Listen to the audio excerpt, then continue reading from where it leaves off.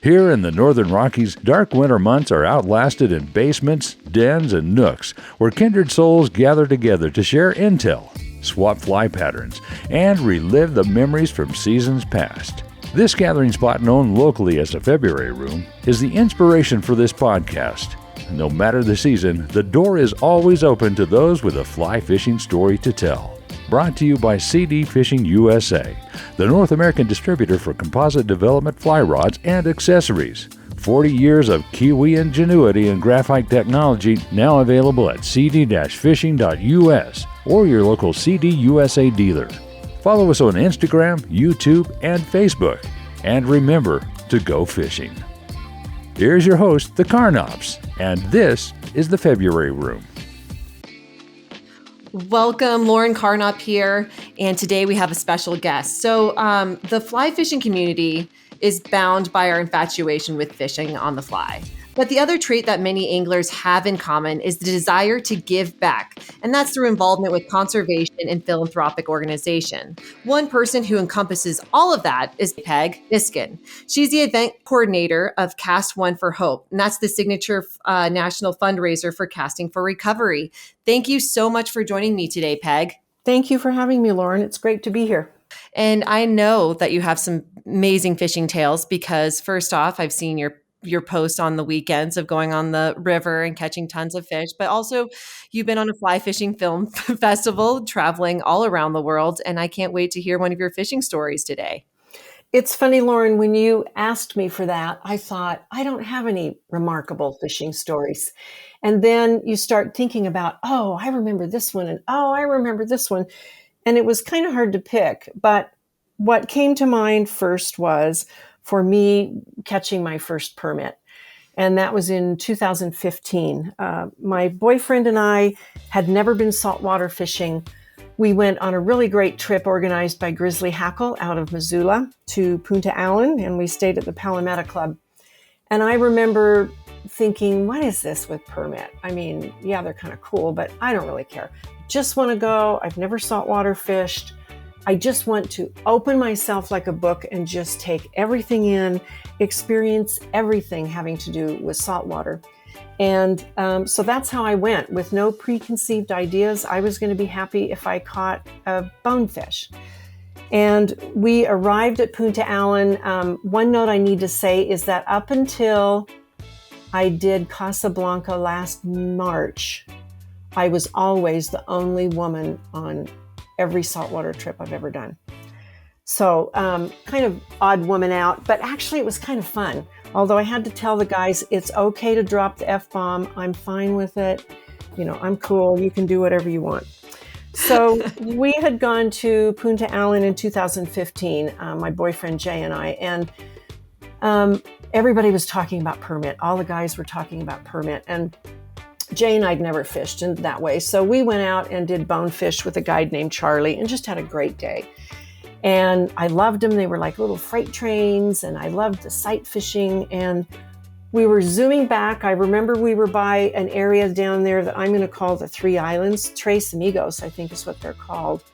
And we were down there and we were zooming by the islands to go back to the lodge. And all of a sudden, one of the guides head turned and the boat did a flipped a U-turn, and we held on, and they went back in this area and stopped the boat. And then the guide looks at me and says, out of the boat, out of the boat, out of the boat.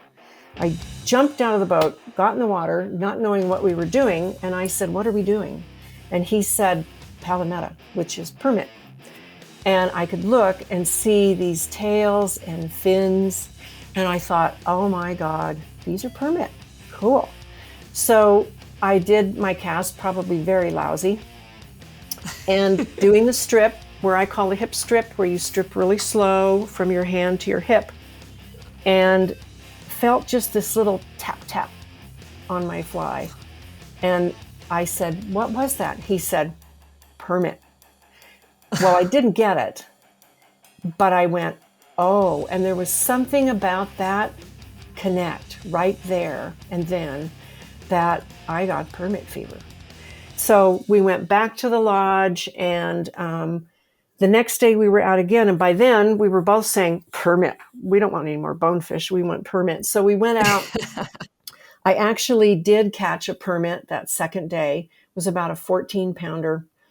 And I Wow. remember first thing, don't trout set. And I was really proud I didn't trout set.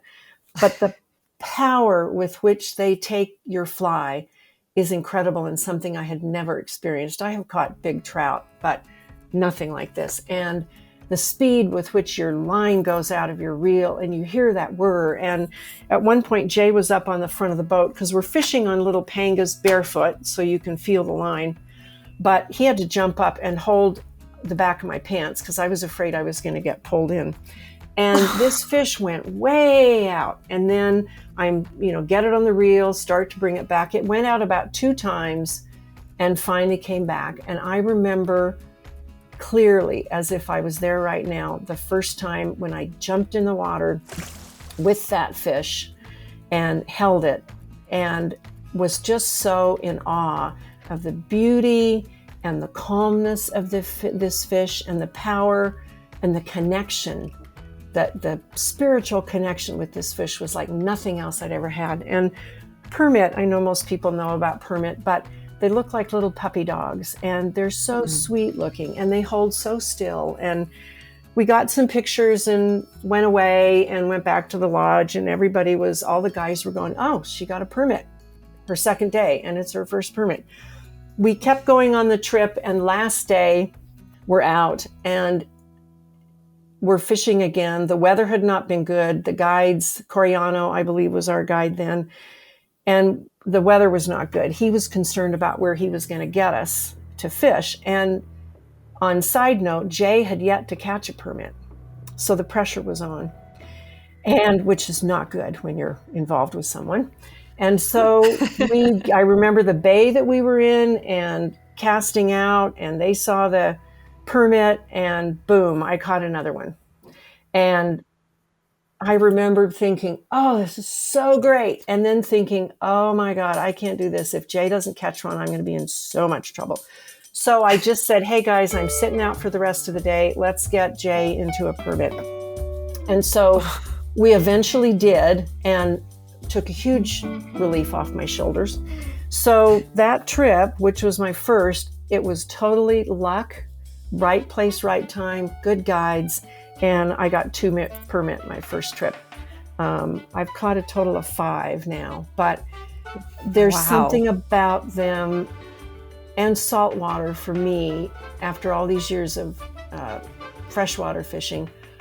The primal feel of the ocean and saltwater and the fish that you're catching is just something that's hard to describe. So that was probably a pretty memorable time for me. Well, and the other thing with permit is that their mouths are so small. So you have to be pretty accurate. And kind of with ocean fishing I've only done it just a handful of times, but the idea that you have a fly on your line to particularly attract this one fish, and there's so many fish in the sea, Yes. And it's pretty incredible that fly that you've tied is going to attract this one fish. And Right. That's pretty incredible and pretty amazing. Justin still has not caught a permit and he's been out there numerous times. So he would love to hear. I think there's also like the energy, right? Like I think when you're casting, you're kind of setting this energy and you're like, I just love being here. And I think when you put so much pressure in it is when you tend to not catch fish. Right. And so, well, I have one of the flags at the Palmetto Club. When you catch a permit, they put a flag up, and I was excited that first day to see the flag go up. And I was the first person to catch one. And I was the only one to catch 2 on that trip.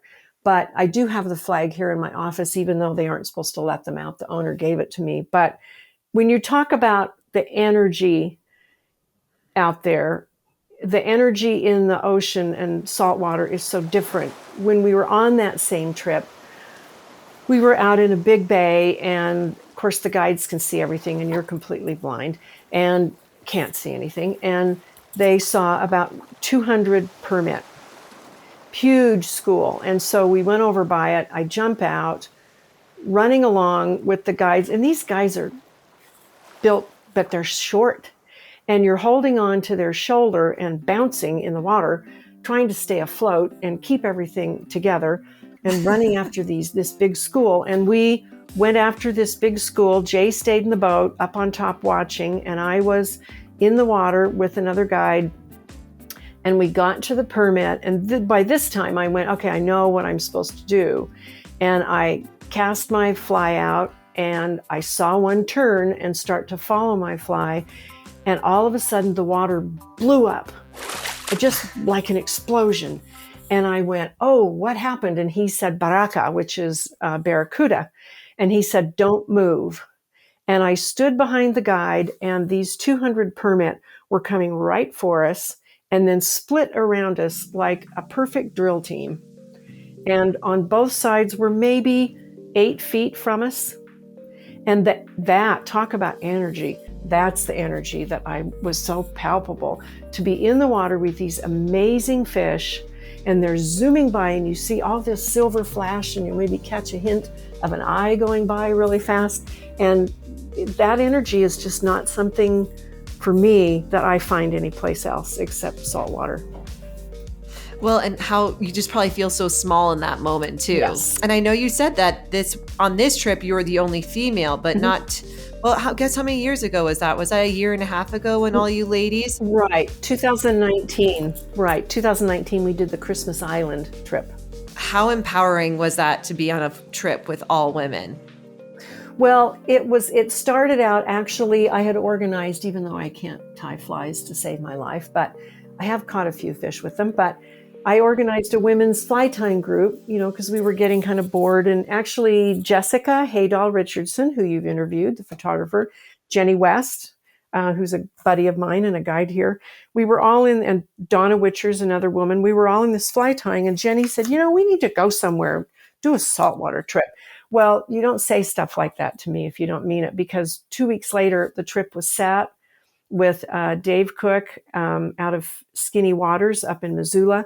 He markets a lodge down at Christmas Island, and I reached out to him, and I put the trip together, pretty much handpicked who to be on the trip, because I wanted women who knew what they were doing, women that I knew would get along with each other. I didn't want any drama on this trip. No drama. No drama. And I wanted the whole group, none of us to have been to Christmas Island. So it came together very quickly. And it was incredible. It was so fun to be with a group of women. I mean, we did goofy things like painting our toes and as you saw in the movie, sitting around smoking cigars. I lit one. I didn't inhale though.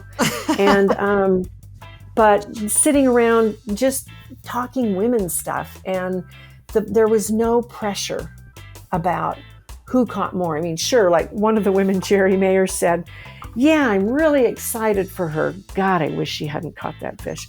But, but for the most part, there was no pressure. We were all just there to experience it. And so, yeah, that was my first time on an all-women trip and first time organizing one. And it came together so beautifully. And it was just the perfect group of women to be on that trip. Well, and the scenery was just incredible. What was your take on Christmas Island? Did you love it? I liked Christmas Island because, again, I'll use that term, it was very primal to me, very remote. It wasn't staying in a nice lodge. The food was okay. We didn't live on peanut butter and jelly like everybody said we would. I had arranged actually for the lodge owners to ship on our plane some extra vegetables and stuff so that we could eat pretty healthy, because they don't have fruits and vegetables over there. Well, and it costs so much to even bring it there. And if it does, it's probably rotten by the time it gets there. Yes. Yeah. And so it was in big tubs. We saw them loading the tubs when we were getting on our plane, but I think what I liked about it was just so remote. The thing I liked the most about it for me personally was all the saltwater I had done before. I've always been on a panga or a skiff or whatever, and sometimes jumping out of the water to go after something. A lot of times on the front of the boat, trying to balance, that's when your yoga core really helps.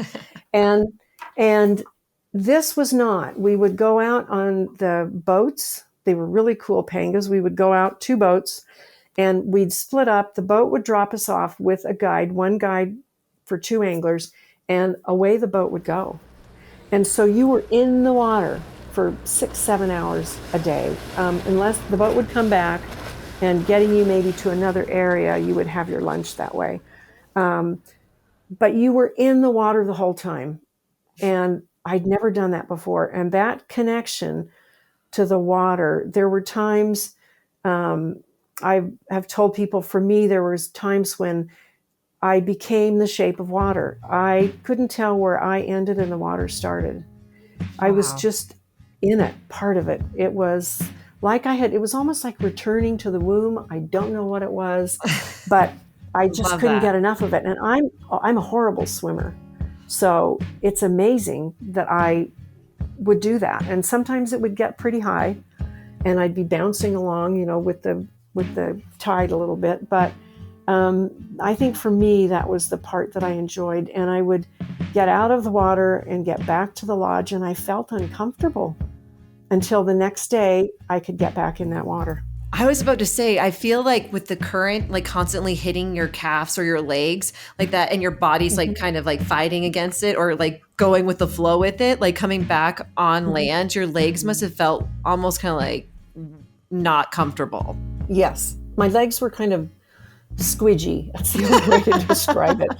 They just felt weird. It just felt weird. But yeah, that's one of those that I don't know. I would love to go back to Christmas Island, but sometimes, those first trips are the ones that you just can't recreate. And I would never want to go back and have this and say, well, why don't I feel that way this time? So I don't know if I'll ever go back. I would love to, but part of me says, no, that was an A+, just leave it. I completely agree. Justin and I mean, this is kind of with hunting, but he had shot his, I called it a bull elk, and he shot it with this recurve at this one spot. And for the longest time, we're like, we got to go back up there and do that again. And it's never been the same other than that one time where we shot it. And so it's one of those things that's so special that maybe it's like, you just got to leave it that way and explore other places to make those new moments just as special. Yes. Peg, I'm curious, how did you get into fly fishing? Because you did send me the most adorable photo of you with some fish. So I know that fishing is in your veins at an early age. So tell me about your story about getting into fly fishing. Well, I fished with my grandpa in Idaho. I was born and raised in Twin Falls, Idaho. I fished with Grandpa down in the Snake River Canyon there. There was Bass Lake was down there. And then I fished the Salmon River. The picture I sent to you was me on the Salmon River in my grandpa's, they're not waders, in my grandpa's boots and wraparound. But I didn't fly fish. That seed was planted by my grandfather, fishing worms and salmon eggs, and I loved putting the worm on the hook. Never bothered me. I loved cleaning the fish. But then I got into ballet and boys and life and all this stuff, and never did it again. And I had moved to McCall, Idaho. Beautiful. And a beautiful place, from California and from Southern California by then, and owned a restaurant and a gift shop there. And Lori Ann Murphy came to town and did a women's fly fishing 101 thing. And I took it because my then husband wanted me to learn to fly fish instead of just sitting and watching him. And I took Lori Ann's course, and I walked out of there going, this is it. Walked to the Orvis store in McCall, bought everything I needed, and that was it. And I had a really, really close friend. We're still very, very close, Cece Bennett, who's still in Idaho. And she took me fly fishing. And I caught my first little fish on the fly. He was so tiny that when I stripped him in, I got his nose caught in the tip top of the rod. But I went, oh, I love this. This is so cool. And that's what ignited it and started me. And when I turned 50, I was back in Santa Rosa by then, and I didn't want a big 50th birthday party. I wanted to do a school. So I actually went, I don't remember if it was Lori Ann's first or second all-women's guide school, but I did that out of Jackson Hole and just immersed myself in fishing and the bugs and the knots and rowing boats. And her guides would row us in the morning while we fished, and then we would row the guides in the afternoon, and learn how to back up boats, which I still have not been able to do. And it was just a wonderful weekend. And I remember at the end of that, I didn't want to come home because I had just found my Zen. I'd found my whatever I was missing in my life. And from then on, it stuck with me. And I knew this would be something I would have for the rest of my life. Oh my gosh, I absolutely love that. I mean, I'm still trying to, I told Justin this summer, I'm like, I am going to be a better rower because I can do like small little stretches. But then like when I start seeing it, kind of like little rough waters up ahead, I'm like, Justin, you got to take it because I just, now that I've heard so many people's stories on this podcast of tipping boats, I'm like, I don't want to be one of those people quite yet because I just don't know how to recover from that. But I love agree. your journey of like, because that's how I learned. I mean, it was taking worms and cheese even and just taking it on my lure and just Velveeta. Velveeta's awesome. It's so true. Like what are you fishing with? Worms or maybe some cheese, maybe some white bread. How did you get to Montana? Well, I was in Santa Rosa, and we'll talk about casting for recovery later, but I was in Santa Rosa, and my marriage had broken up, and I stayed for a year, but it was so expensive. This was in 2011. So I actually had been coming to Montana, specifically to the Bitterroot Valley, fishing with friends. And in the back of my mind, I would say, someday I'd really like to live here. Well, by then I was single, and I was living in a little bungalow in Santa Rosa, and I was working by then for Casting for Recovery, and we were already remote. Back then, our offices were in Manchester, Vermont, but we were scattered all over the country. So I realized I can live anywhere. I don't have to stay in Sonoma County. And as much as I hated to leave it and my friends, I knew economically it was the best thing to do. Plus, I was 60, and I thought, if you don't do it now, you don't want to be 90 and wish you had taken the chance. So I tested Montana in 2011. I rented a place for a month, 2 weeks in Missoula, 2 weeks in Hamilton, and decided it was going to be Hamilton. I wanted to be in a small community where I felt like I could make a difference, but be close to a bigger city for some more culture. And so in 2012, March of 2012, I hired movers and loaded my car up and moved out, didn't know anybody at all. Wow. And just came to Hamilton and rented a sweet little house from a great couple. And that's how I got to Montana. And I can remember times when I would come fish in Montana,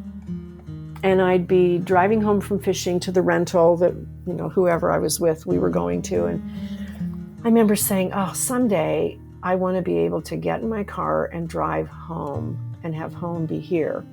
And I would drive back to California, and I would get to one of the truck stops outside of Sacramento, and I'd sit there and just kind of gather myself to get back into the fray of all the people and everything that was going on.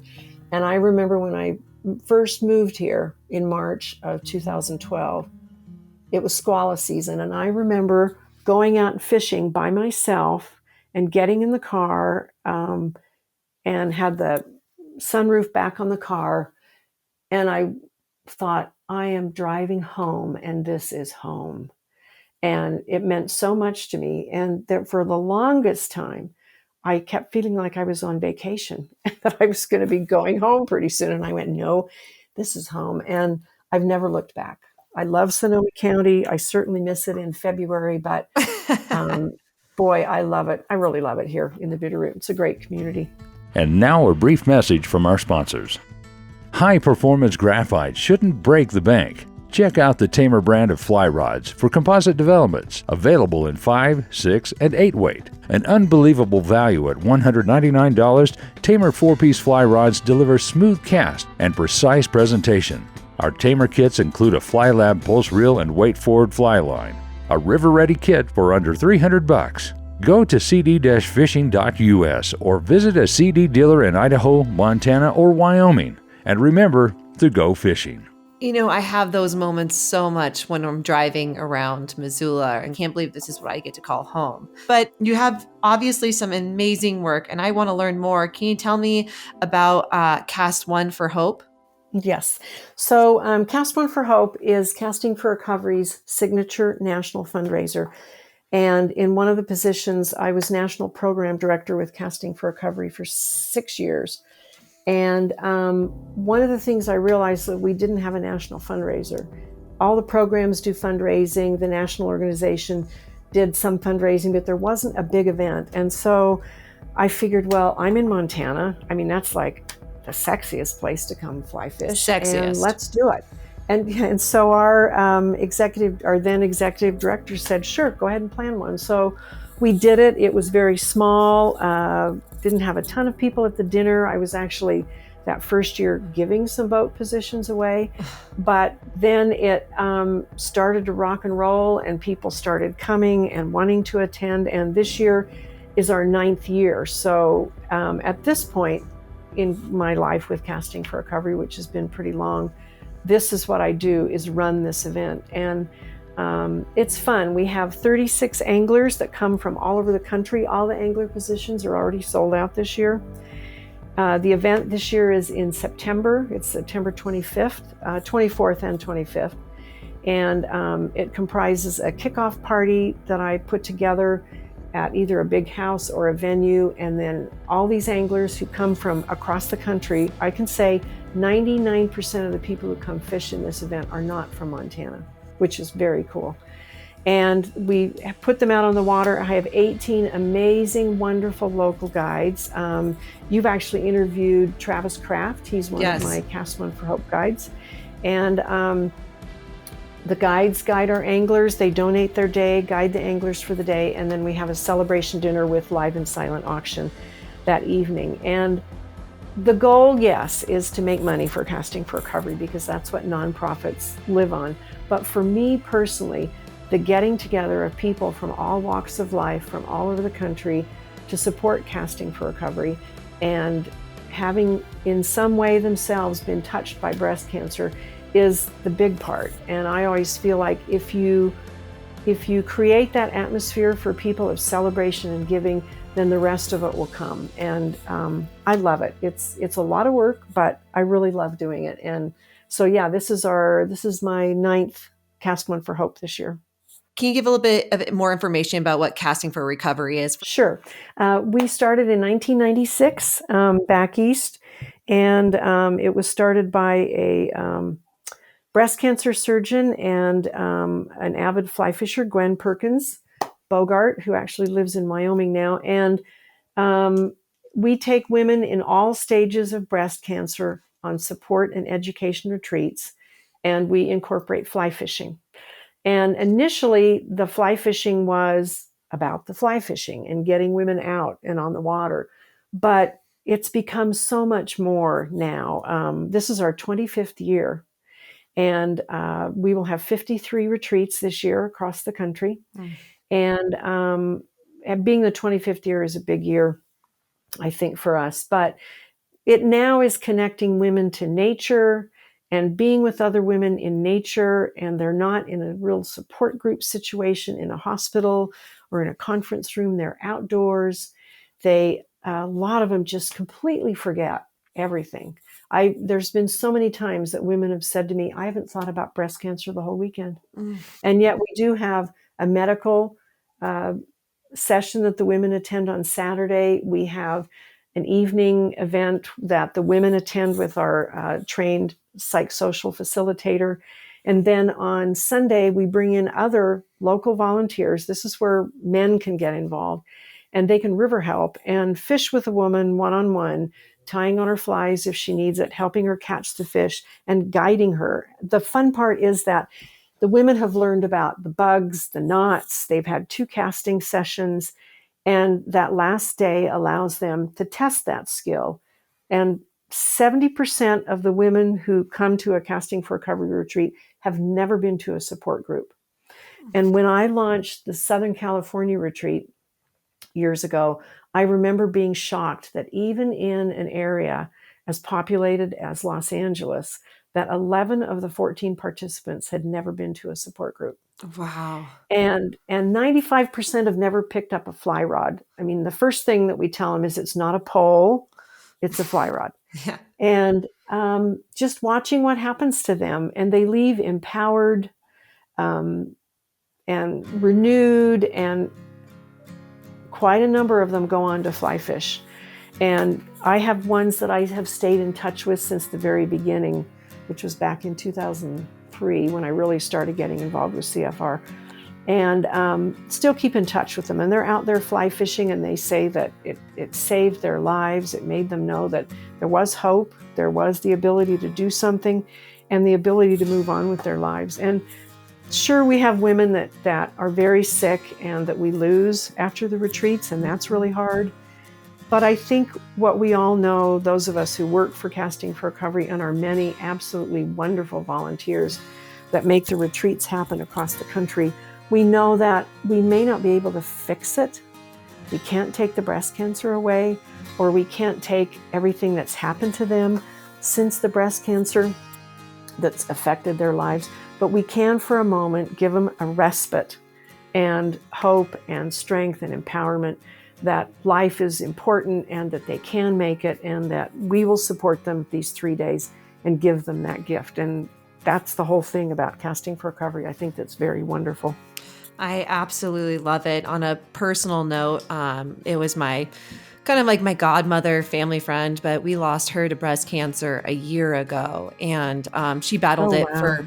I mean, I think she battled it for 10 years, but we have a family cabin in northern Wisconsin, and she always would come and visit us, and she loved it so much that she bought the cabin across the lake. And her last day was going on the pontoon boat, and and it's one of those things that it is so hard to watch somebody go through that for so many years, and for an organization to support women on the water, to to have this community of women support each other. It touches my heart. And I know that I'm not because obviously you are with women who go through these life-changing events. And I think there's not a whole, I think everyone, it's safe to say that everybody knows somebody who's been affected with breast cancer. Do you think that's safe to say? I think so.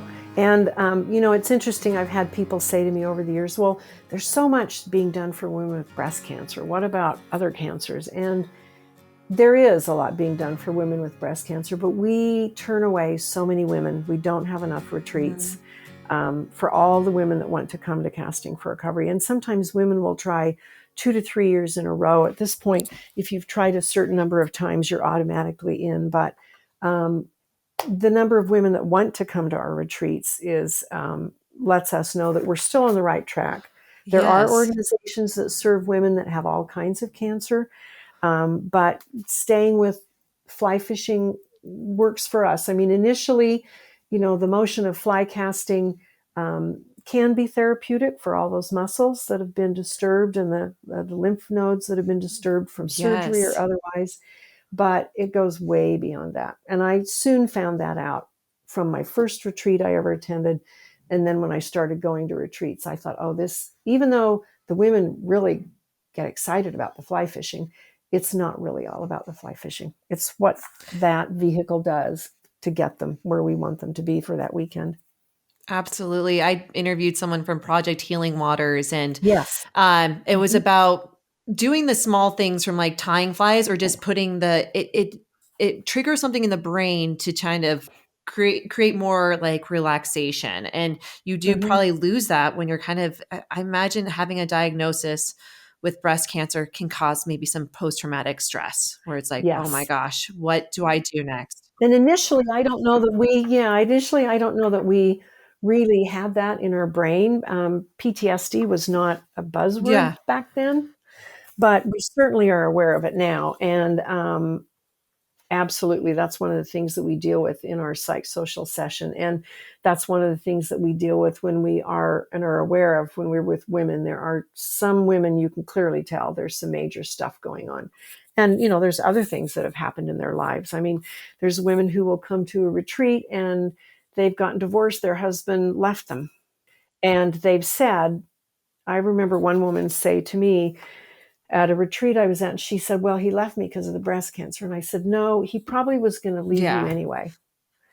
And there probably were things going on that you were not aware of, and the breast cancer just triggered it. And she said, I think you're right. I think you're right. And I said, and you need people who love you and are strong around you. And sometimes people can't handle this. And as hard as it is, I can imagine for you, this is when you need to be around people that can support and be with you. And if he can't do that, then he needs to go, and you will be okay. And kind of like what you said about when you went to Christmas Island with all the girls and like how much fun it was to just sit by the fire, smoke cigars and not talk, it's really Yeah. about the people and the group of friends that you have and the relationships that even get even closer. I mean, I've been with women Yes. after going on camping trips where I'm like, oh my gosh, like why don't we hang out more? Like I adore you. You're so Yeah. your barriers kind of go down when you're in nature. But do you also find that when you've been with them in nature or a situation like that, when you get back and you try to connect with them when you're back, it's good, but it's maybe not quite the same? Oh, 100%, where you're just like, Yeah. you feel like warriors out there, right? Because you're like, we did it Mhm. all on our own. Yeah. And then you kind of come back to like the grind of things and you talk Mhm. about things and monetary things and kids. And it's just like, oh, wow, before we were up on that mountain, we're like, who's going to be chopping some Right. wood? Like, Yeah. who's cooking the Yeah. eggs? Yeah, it does take it away. Yeah. Yeah, I never even thought about it that way before. So Peg, I know you said that you guys are having, is it the ninth year of the Yes. Cast One Hope? So when is the Yes. plan that that's still going on with COVID? It is. Now, last year we had to cancel all of our retreats and the cast one. And initially we were trying to go on with the cast one, but when I started seeing our retreats cancel, I thought, well, if we're not going to have a retreat, we can't have 200 people in a room. And so we canceled the Cast One for Hope last year and went to a virtual 1 hour live stream event out of Bozeman with our executive director, Faye Nelson, and Missy O'Malley, who is just a kick-ass auctioneer, I have to say. And we did a 1 hour live with them with paddle raise and live auction. And then all the silent auction items, which I gather almost all of those, went into our annual November online auction. This year, we are launching retreats. Normally, we would have started with a Texas retreat in April, but we've pushed everything, and now the retreat season is going to be starting in June. I believe upstate New York is one of the first ones that's going off. And we have COVID precautions in place for the retreats this year. One of which is that all participants, the breast cancer survivors, all volunteers, and all of the river helpers that are coming, and the staff, the volunteer staff, all have to have been vaccinated. And so at the Cast One for Hope, it's not my concept that we're going to be making that restriction, but we are going to go ahead and have it here in Hamilton. I've already got everything all set up with the venue, but we're going to lessen the number of people that are coming to the event so that I can spread people out a little bit more. Our hope is that the majority of people by then, by September 24th, 25th of this year, will have had the opportunity and have been vaccinated. And that's what we're going to go with. And we're hoping if we get to a point where it starts getting weird and going sideways again, then as hard as it will be to cancel it this year, especially our 25th year with Casting for Recovery, we'll cancel it and go back to virtual. The fun thing about this year's event is that one of our founders, Gwen Perkins Bogart, as I said, who lives in Wyoming, is coming to the Cast One for Hope dinner with her husband, Dave, and will be there. So our 25th year, we're going to have one of our founders with us. And she actually runs dog sleds. She has an amazing history in Alaska. And she's going to be donating for live auction sled dog. You'll actually be able to go be with Gwen in Wyoming and run your own dog sled with 6 dogs, which is crazy. Have you done it before? Oh, no. Oh, no. I thought she was just going to give them rides, and I was talking to her, and she said, no, what we decided we'd do is it'll be for 2 people, and each one will get their own dog sled, and we'll do a practice run, and then we'll do like a 5 or 10 mile run with dogs, only 6 dogs, which I think Only 10 miles? Yeah. 5 to 10, she said. So, but this is how Gwen is. And so Gwen will be with us at the cast one this year, which is really cool. So I'm really hoping we can carry it off and hoping that, people will feel safe and protected. We will do everything we can to make people feel good about being at the event this year. Is there still space available if people wanted to sign up, or is it booked? Oh, yeah. Yeah. So the angler positions are booked up and nobody's backing out of those yet, knock on wood. Everybody's just, aching to get out here and go fishing. But yes, we have tickets available for the Friday night and the Saturday night celebration dinner. Again, we're going to be reducing the number from 200 to about 150.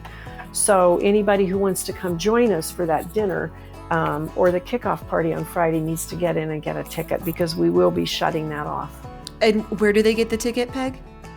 They can go online. They can actually go to castingforrecovery.org, our main website, and then get on the fundraising drop-down, and there is a niche for Cast One for Hope. And that gets you into the Event Gives portal, and you can buy your tickets there. The other thing that people can do if they aren't able to come to the event is every year I put together a raffle trip. And people can buy tickets at this same site on our website. And it's a raffle ticket to usually a great lodge and some fishing. Last year I did World Cast Anglers, and they stayed at the Teton Valley Lodge. So the woman from back east who won that last year, we still had it, is going to be at Teton Valley and World Cast Anglers, which are amazing places, this year. But this year I thought, this is our 25th, I'm going to go big or go home. So I reached out to Firehole Ranch, which is an iconic Montana fishing lodge, and they graciously agreed to donate a 3-night stay and a 2 days of fishing. The value of that trip is $5,300. And so you can buy a ticket for $50 with a chance to win this trip. It will be for the 2022 season. So that's a fun way for people to be involved and support Casting for Recovery and take the opportunity at winning this amazing trip here in Montana. That is incredible. And some people have gotten some stimulus checks. So think about it. If one person got $1,400, just $50, and you might win this incredible trip worth more than your stimulus package. Oh, that's a good way to look at it. I hadn't thought about that. I always think about that. I'm always like, your return will be greater. The possibilities is endless. Peg, if people have any questions and want to reach out to you personally, is there a social media that they can reach out to you on Instagram or Facebook? Well, I'm on Instagram and Facebook myself personally. My Instagram tag is mayflypeg. And then I'm Peg Miskin personally. We do have a Cast One for Hope Facebook page that they can look for. It's just Cast One for Hope 2021. And people can reach out to me directly. If it's okay, I can give my email. Absolutely. It's cast. My email is cast1, CASTONE, at castingforrecovery.org. And anybody can reach out to me with questions, or if they want to be involved through donating whatever for live or silent auction, absolutely. And I'm happy to help anybody get involved in the Cast One. Oh, and plus you might have that opportunity to get a fishing trip of a lifetime, and then you can come on this podcast and tell me about this incredible story. Well, Peg, before we sign off, I'd love to hear one more fishing story from you. One of the things that, as I think people understand, Casting for Recovery has been such a great part of my life since 2003. But I was lucky when I was a volunteer running the Northern California program. New Zealand decided to launch a program, and a good friend of mine and I decided that we would volunteer and fly over to New Zealand on our own and train and launch the New Zealand Casting for Recovery program. This doesn't happen with international programs, but my friend Sally Stoner and I decided that we were going to do this. So, and we were all set. We were saving our money. We were going to go over and train the team and start the retreat and get them launched off. And not too long before we were getting ready to get airline tickets, I got a call from Air New Zealand, who had gotten wind of what we were doing, and they offered to pay our airfare to go over and back. So that opened up a whole new can of worms, pun intended. And so Sally and I decided we would go launch and then stay for 2 weeks and fish. Well, I'd never been to New Zealand. She had. And I was very busy at the time. She set the whole trip up. All I had to do was meet her at the LA airport and we took off. But we were out fishing on the Macaulay River. And I had never done I hadn't done a lot of sight fishing. You don't blind cast in New Zealand. And we were with a guide and we were walking along the Macaulay River. And you could just see the shadows of these big fish, and they're very skittish. And our guide, Paul, said, "Do you see that fish over there?" And I said, "Yeah." So he helped me, and I had to cross the river, which was glacial blue and running.